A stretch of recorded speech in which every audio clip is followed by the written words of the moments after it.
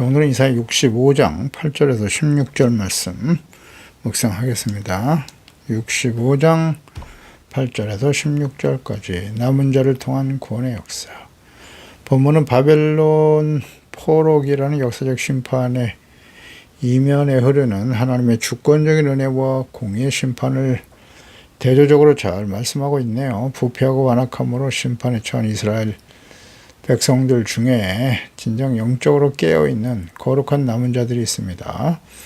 그들을 구별해 내시고 구원의 역사를 이끄신다. 부속 섹션을 보여주고 있고요. 전면적 멸망 속에서 택하신 종들을 보존하시는 은혜의 약속. 하나님을 버리고 우상 숭배한 자들 엄정한 심판이 선언됩니다. 하나님의 참된 종들과 하나님을 버린 자들 사이에 일어날 영원한 결말에 대한 반전이죠. 하나님의 통치하심, 하나님 나라의 회복에 대해서 말씀합니다. 8절에 여호와께서 이와 같이 말씀하시되 하나님이 말씀하신 것입니다. 포도송이에는 즙이 있으므로 사람들이 말하기를 그것을 상하지 말라. 거기 복이 있느니라 하나니 나도 내 종들을 위하여 그와 같이 행하여 다 멸하지 아니하고 포도송이에는 즙이 있다. 상하지 말라. 에는 여러 원인 때문에 대부분 상해버린 포도송이들 중에서 그래도 쓸만한 송이를 가려내는 작업을 하게 되지요. 농부들이 하는 일인데요. 나도 그와 같이 행할 것이다. 그러니까 포도를 수확하는 농부가 상해버린 포도들 중에서 좋은 포도즙을 낼 수 있는 포도송이를 가려내듯이 하나님이 부패하고 완악하여 심판에 처할 수밖에 없는 이스라엘 백성들 중에 경건한 남은 자들을 아껴 두실 것을 예표하시는 말씀이죠. 차별화된 주권적인 은혜. 이스라엘 전체는 영적으로 부패하여 도저히 회생 불가능한 상태였고 공의의 심판을 통해서 이스라엘 전체가 전멸당해야 마땅했습니다. 예레미야 5장 1절에서 보듯이 예루살렘 성을 부지런히 돌아다녀서 의인 한 명이라도 발견하면 내가 이 성을 심판하지 않겠다고 말씀하실 정도니까요. 농부가 상하고 썩은 포도송이 전체를 쓰레기통에 던지려 하다가도 새 포도주, 새 즙을 짤 수 있을 만한 것들을 발견하고 그것을 상하지 않게 하는 것과 같이 하나님께서는 악한 자들을 심판하시는 중에도 경건함과 거룩함으로 깨어있는 남은 자들을 구원해내실 것이다. 이것이 굉장히 중요한 하나님의 뜻이에요. 그러니까 하나님의 심판은 결코 맹목적이거나 감정적인 폭발이 아닙니다. 즉 공의와 의로운 자와 불의한 자를 함께 심판하시지 않는다는 거예요. 이것이 하나님의 아주 확실한 뜻입니다. 그러니까 이런 심판 중에도 경건하고 거룩한 남은 자들을 구원하신다는 거거든요. 의로운 자는 구원하셔야죠. 당연히. 그러니까 예수님의 재림과 요한계시록의 마지막 심판에도 이와 같은 하나님의 뜻이 그대로 적용되는 겁니다. 노아 시대의 홍수 심판을 보세요. 의인과 그 가족을, 노아와 그의 가족을 살려내시잖아요. 구원하셨어요. 그것이 하나님의 뜻이죠. 이 말씀에 나타난 하나님의 그 속성과 뜻을 잘 이해해야 합니다. 왜 거룩하고 의롭고 잘 준비된 하나님의 백성들이 요한계시록의 심판은 역사의 마지막 심판이에요. 그 심판에 왜 악인들과 함께 심판받아야 될 그 시간대에 의인들이 왜 그 심판을 당한단 말입니까 도대체? 이것은 하나님의 말씀과 뜻에 맞지 않아요. 오늘 말씀을 잘 묵상해 보세요. 창세기 18장 23절에 보면 아브라함이 가까이 나아가 이르되 주께서 의인을 악인과 함께 멸하려 하시나이까? 이 상황이 아브라함에게 찾아왔던 천사들이 이제 곧 심판을 향해서 나갈 것이다 라고 말씀하셨잖아요. 소돔과 고모라의 심판에 대해서 말씀하셨거든요. 근데 거기 조카 롯이 살고 있거든요. 그래서 이 아브라함이 지금 이의를 제기하는 겁니다. 하나님, 의인을 악인과 함께 멸하려 하십니까? 그 성 중에 의인 50명이 있을지라도 주께서 그것을 멸하시고 그 50 의인을 위하여 용서하지 아니하시리까? 라고 물어요. 그럴 때 주께서 이같이 하사 의인을 악인과 함께 죽이시면 부당합니다. 의인과 악인을 같이 하심도 부당합니다. 세상을 심판하시는 이가 정의를 행하실 것이 아니니까. 그때 여호와께서 이르시되 내가 만일 소돔 성읍 가운데에서 의인 50명을 찾으면 그를 위하여 온 적을 용서하리라 말씀하시거든요. 의인과 악인을 함께 심판하실 수 없다는 거예요. 그래서 이제 45명, 40명, 30명, 20명, 10명까지 내려가잖아요. 의인 10명이 없어서 소돔과 고모라는 멸망이 당한 것입니다. 마태복음 13장 30절에 둘 다 추수 때까지 함께 자라게 두라. 알곡과 가라지 비유잖아요. 추수 때 내가 추수꾼들에게 말하기를 가라지는 먼저 거두어 불사르게 단으로 묶고 곡식, 알곡은 모아 내 곡간에 넣으리라 하시잖아요. 그러니까 이 땅에 불 속에 던져지는 불은 하나님의 심판이지 않습니까? 하나님의 그 심판에 떨어질 사람들은 가라지예요, 가라지. 곡식과 알곡은 모아서 내 곡간, 천국으로 인도하실 거란 뜻 아니겠어요? 뭐 어렵습니까, 이 말씀이? 그러니까 예수님이 재림하시는 것은 추수하기 위해서 오시는 겁니다. 네, 추수하기 위해서. 알곡은 추수하고 가라지는 요한계시록 심판에 떨어지는 거예요. 그래서 이 마지막 심판을 앞두고 소아시아 일곱 교회를 향해서 예수님께서 간절히 외치신 거잖아요. 회개하고 돌아오라고 하나님께로. 마태복음 24장 31절에 그가 큰 나팔소리와 함께 천사를 보내리니 재림하실 예수님 그들이 그의 택하신 자들을 하늘 이 끝에서 저 끝까지 사방에서 모을 것이다. 재림하실 예수님께서 하실 일이죠. 남은 자 거룩한 행실과 경건함으로 주님 오실 날을 기다리며 깨어 기도하는 사람들은 건지셔야죠. 당연히. 9절에 내가 야곱에게서 씨를 내며 유다에게서 나의 산들을 기업으로 얻을 자를 내리니 내가 택한 자가 이를 기업으로 얻을 것이요 나의 종들이 거기에 살 것이다. 그러니까 야곱에서 씨를 내며 산들을 기업으로 얻을 자, 내가 택한 자, 이들은 뭐 1차적으로는 바벨론에서 포로에서 돌아올 유다의 남은 자들이라고 하겠습니다. 궁극적으로는 그리스도의 초림과 재림을 통해서 이루실 심판과 하나님 나라의 회복에 대해서 말씀하시는 거죠. 하나님의 영적인 복만을 말씀하신 것이 아니라 약속의 땅인 나의 산들, 이것을 실제로 소유하게 하시겠다고 말씀하십니다. 야곱과 유다에게서 씨를 내어 하나님의 산들 기업을 삼겠다 하시는 이 선언. 출애굽과 가나안 입성을 넘어 종말론적인 그래서 마지막 새하늘과 새 땅 하나님의 나라가 회복되어질 것이다 라는 말씀까지 이어지는 하나님의 구원과 심판에 대한 예언의 말씀이겠죠. 진정한 상속자는 오직 한 분, 하나님의 독생자 예수 그리스도이십니다. 택함받은 종들이 그 기업을 함께 이어 얻게 될 것이다 라고 하시네요. 그리스도와 함께 공동 상속자가 되게 할 것이다. 로마서 8장 17절이죠. 자녀이면 또한 상속자가 된다. 곧 하나님의 상속자가 되는 것인데 그리스도와 함께한 상속자다. 그리스도를 떠나선 상속자가 될 수 없어요. 하나님의 나라, 하나님의 기업을 상속받을 수 없다고요. 그리스도와 함께 하지 않으면 우리가 그와 함께 영광을 받기 위해 고난도 함께 받아야 할 것이다. 다시 말하면 주님과 함께 영광에 참여하기 위해서는 어떻게 해요? 주님과 함께 고난도 받아야 된다. 고난이 없는 영광은 없어요.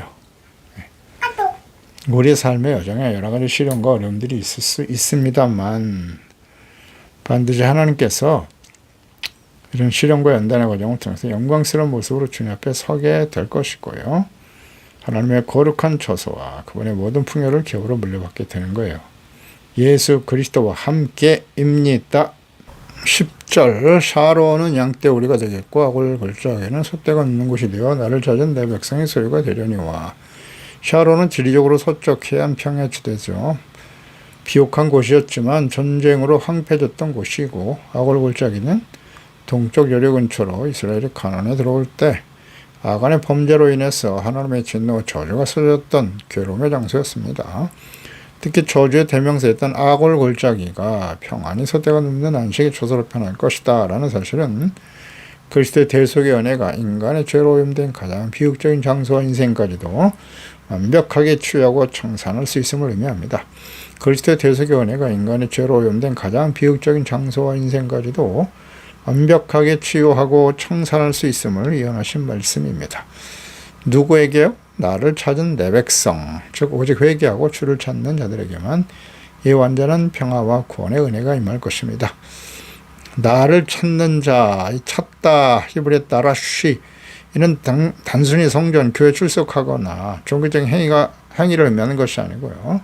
전인격적으로 하나님을 갈망하고 그분의 뜻에 자신의 생각과 삶을 굴복시키는 경건한 자들이 되는 것을 의미합니다. 11절에 오직 나 여호와를 버리며 나의 성산을 잊고 가세에게 상을 베풀며 무니에게 석권수를 가득히 붓는 너희요. 완악합니다. 오직 하나님을 버렸어요. 그러니까 외형적으로는 이스라엘 백성이다, 언약의 백성이다 라고 말하면서도 하나님을 철저히 버린 자들이죠. 이방인들보다 더 악한 자들이에요. 이방인들은 결코 자신들의 신을 버리지 않아요. 오직 하나님의 백성들만이 버려요. 신명기 32장 15절 이하죠. 여수론이 기름짐에 발로 찼도다. 내가 살찌고 비대하고 윤택하며 자기를 지으신 하나님을 버리고 자기를 구원하신 반석을 없인 여겼도다. 그들이 다른 신으로 그들의 질투를 일으키며 가증한 것으로 그의 진노를 격발하였도다. 그들은 하나님께 제사하지 아니하고 귀신들에게 하였으니 곧 그들이 알지 못하던 신들, 근래 들어온 새로운 신들, 너희의 조상들이 두려워하지 아니하던 것들이로다. 너를 낳은 반석을 내가 상관하지 아니하고 너를 내신 하나님을 내가 잊었도다. 그랬죠. 그들은 하나님을 잊어버렸고 하나님의 성산 거룩한 성소도 잊어버렸다. 즉 하나님 앞에 나가 제사와 예배를 드리고 용서받고 하나님과 화목하게 되는 경건한 예배 삶을 잃어버린 거예요. 대신 그들은 갓과 무니를 숭배했어요. 갓은 행운의 신, 무니는 운명의 신이에요. 이방 신들을 섬겼단 말이죠. 하나님의 주권적 섭리와 통치를 믿지 않고 자신들의 미래를 운과 요행에 맡기면서 그것들을 우상하고 있었다는 거죠. 우상 숭배에 빠져 있었다. 오늘날로 말하면 물질주의, 기복신앙, 세상의 문화와 유행을 바라는 세속적인 그리스도인들에 대한 엄중한 경고이기도 하죠. 실제로 우리의 모습이기도 하고요. 하나님과 세상을 동시에 섬기려고 하는 예수님께서 말씀하신 대로예요. 너희가 하나님과 재물 두 주인을 겸하여 섬길 수 없다. 이것은 영적 간음이고 심각한 우상 숭배입니다. 하나님의 1계명과 2계명 2계명을 불순종하는 것이죠. 하나님 백성은 우연이나 요행이나 운명에 의해 사는 존재가 아니에요.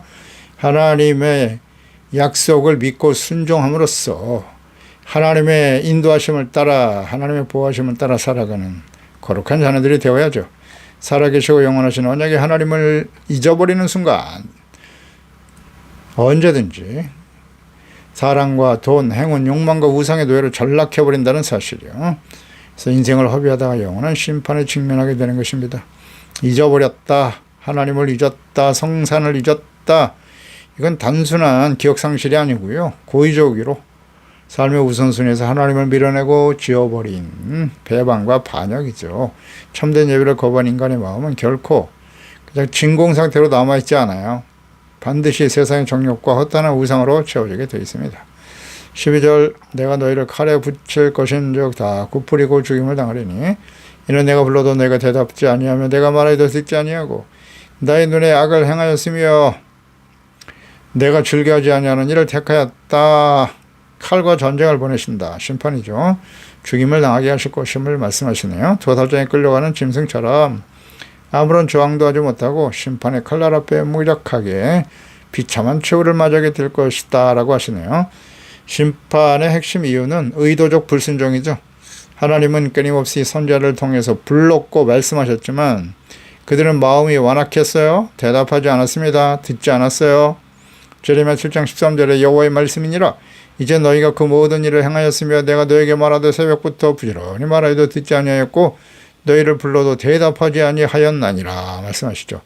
하나님은 말씀하시는 분이시고 또 인간의 가장 큰 의무는 그 음성을 들어야죠. 기울여 듣고 순종하는 것입니다. 그러나 이스라엘은 언약의 말씀에 귀를 막아버렸어요. 그리고 우상의 제단을 쌓으며 귀를 기울였던 자들이 정작 살려주겠다고 부르시는 구원을 위해서 간절히 호소하시는 창조주 하나님의 음성에 철저히 귀를 막아버렸어요. 하나님이 기뻐하시지 않는 일을 선택하고 말았네요. 그들의 죄가 우발적인 실수가 아니라 아주 계획적이고 지속적인 반역이었음을 보여줍니다. 내가 불러도 대답하지 아니하며 죄의 본질이 단순히 도덕적 타락을 넘어서 관계적 단절이죠. 그래서 하나님의 인격에 대한 모독임을 보여줍니다. 왕이신 하나님의 부르심을 거부한 자들은 반드시 하나님의 심판대 앞에서 칼의 심판을 피할 수 없게 될 것입니다. 13절 이러므로 주 여호와께서 이와 같이 말씀하시니라. 하나님 말씀이에요. 나의 종들은 먹을 것이로되 너희는 줄인다. 보라 나의 종들은 마시지만 너희는 가랄 것이다. 나의 종들은 기뻐할 것이지만 너희는 수치를 당할 것이다. 보라 나의 종들은 마음이 즐겁고 노래할 것이나 너희는 마음이 슬프고 울며 심령이 상할 것이다. 나의 종들과 너희 하나님을 버린 자들이죠. 무시하고 멸시한 자들, 거룩한 자, 남은 자, 구원에 참여할 사람들이고요. 버려진 자들이요. 이것은 모든 시대에 그대로 적용되는 거예요. 이 하나님의 뜻을 잘 보세요. 이렇게 딱 나눠지잖아요. 하나님의 거룩한 종들과 하나님과 말씀을 버리고 악을 향하여 달려가는 자들은 모든 시대에 항상 있어요. 누가요? 하나님의 백성들 중에. 오늘 교회 안에도 마찬가지예요. 두 부류의 사람이 있는 겁니다. 알곡과 가라지가 있는 거예요. 종들은 먹을 것이나 너희는 줄일 것이다. 그러니까 하나님의 종들 핍박받고 줄이며 눈물을 흘릴 수 있어요. 주님께서 다시 오시는 날 혹은 주님 앞에 서는 날에 저후의 승자는 영적으로 만족을 누리는 거룩한 백성이 된다는 거죠. 마태복음 5장 6절이죠. 의에 줄이고 목마른 자가 복이 있는데 그들이 배부르게 될 것이라고요. 반면 세상에서 배부르고 만족하며 욕망과 쾌락을 추구하며 불의와 함께 즐기던 교만하고 완악한 자들은 영원한 갈증과 굶주림에 떨어지게 될 것이다. 그리고 심령이 상하는 파멸적 통곡을 맞이하게 될 것입니다. 성도들에게 현실의 고난에 함몰되지 말고 보장된 영원한 기쁨과 평안과 상급을 바라보아야 합니다. 하나님은 자기를 찾는 종들에게 언약적 풍요를 현실과 미래에 아낌없이 공급하시는 분이세요. 그러나 하나님의 약속 계획을 비웃고 우상을 향해 달려가는 자들을 공허와 결핍이죠. 결핍으로 맞이하게 될 것이라는 거죠. 우상은 결코 인간의 영혼과 육체를 끝까지 책임지지 않아요. 생의 진정한 만족과 충만함은 오직 생명의 근원이신 하나님과 예수 그리스도 안에서 나오는 것입니다. 그러나 하나님이 잊어버린 악인들이 평생 신뢰했던 우상들과 세속적인 부와 권력 안정이 하나님의 공의의 심판대 앞에서 얼마나 무가치한가를 깨닫게 될 때 그들은 수치를 당하게 될 것입니다. 참된 하나님의 거룩한 주의 자녀들은 마음 기쁜 곳에서 터져나오는 그리스도의 기쁨의 찬송을 부르게 될 것입니다.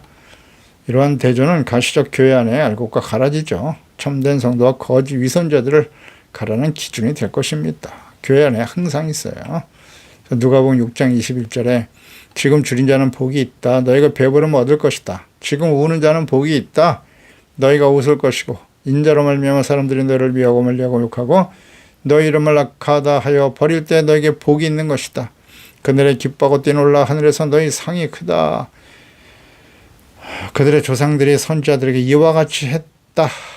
그러나 화 있을진저 너희 부유한 자여 이는 너희의 위로를 이미 받았다. 화 있을진저 너희 지금 배부른 자여 줄이게 될 것이다. 화 있을진저 너희 웃는 자여 너희가 애통하며 울게 될 것이라고 말씀하셨죠. 이것은 계시록 7장 16절 이하에 그들이 다시는 줄이지도 아니하며 목마르지도 아니하고 해나 아무 뜨거운 기운에 상하지 아니하며 이는 보호자 가운데 계신 어린 양이 그들의 목자가 되사 생명수 샘으로 인도하시고 하나님께서 그들의 눈에서 모든 눈물을 씻어 주신다. 거룩한 주의 백성들 주님 오신 날 영광스러운 모습으로 알곡이 되어 하나님 앞에 서는 자들이겠죠. 15절 또 너희가 남겨놓은 이름은 내가 택한 자 저주거리가 될 것이니라. 저주가 된다네요. 주 여호와 내가 너를 죽이고 하나님 죽이신대요. 내 종들은 다른 이름으로 부르게 될 것이다. 이러한 선언은 영육간의 영원한 단절을 선포하는 두려운 말씀이기도 하죠. 그러나 거룩한 하나님의 종들에게는 다른 이름이 부여된다는 거예요. 새 이름, 예수 그리스도 안에서 구속받은 성도들이 있게 될 완전한 의의 신분, 영광스러운 영적인 지위, 하나님의 자녀죠. 과거의 죄악 가운데 살아왔던 수치스럽고 타락한 본질의 이름을 지어줘요. 옛사람은 없어지고 하나님의 소유된 백성이 되는 것이죠. 이방인인데 하나님의 소유된 자녀 백성이 되는 거예요. 얼마나 영광스럽습니까? 새 사람이 되는 은혜의 선포죠. 그러니까 하나님께서 친히 새로운 이름을 지어 부르시는 행위는 소유권의 확정이죠. 하나님의 소유된 백성이 되었다는 거고 새로운 피조물로의 변화를 의미하는 것입니다. 옛사람은 죽임을 당하고 오직 그리스도 안에서 태어난 새 사람만이 하나님의 입으로 명명된 거룩한 이름을 얻게 됨을 의미하는 것이죠. 고린도 후서 5장 17절이죠. 그런 종 누구든지 그리스도 안에 있으면 새로운 피조물이라 이전 것은 지나갔으니 보라 새 것이 되었다라고 말씀하죠. 계시록 2장 17절에 귀 있는 자는 성령의 교들에게 하시는 말씀을 들을지어다. 이기는 그에게는 내가 감췄던 만나를 주고 힘들을 줄 것인데 그 돌 위에 새 이름을 기록한 것이 있다. 새 이름으로 변화된 사람들만이 하나님 앞에 서게 되는 거예요. 받는 자밖에는 그 이름을 알 사람이 없나니라. 아멘. 예수 그리스도 안에서 구원받은 그리스도의 십자가의 피로 세운 이름이죠. 16절 그러므로 땅에서 자기를 위하여 복을 구하는 자는 진리 하나님을 향하여 복을 구하라. 그렇죠. 복은 하나님을 향해서 구해야지. 땅에서 맹세하는 자는 진리 하나님으로 맹세하고 복과 맹세는 하나님께로부터 오는 거예요. 이전 환란이 잊어졌고 내 눈앞에 숨겨졌습니다. 아멘입니다. 복의 근원이 되시는 진리 하나님께 복을 구하는 자가 되어야죠. 환란이 종결되고 하나님의 은총이 회복되었다라고 선포하시네요. 이제 우상에게 맹세하고 복을 비는 행위는 사라진다. 참 하나님과 예수 그리스도를 통해서 복을 구하게 될 것이고 복을 받게 된다.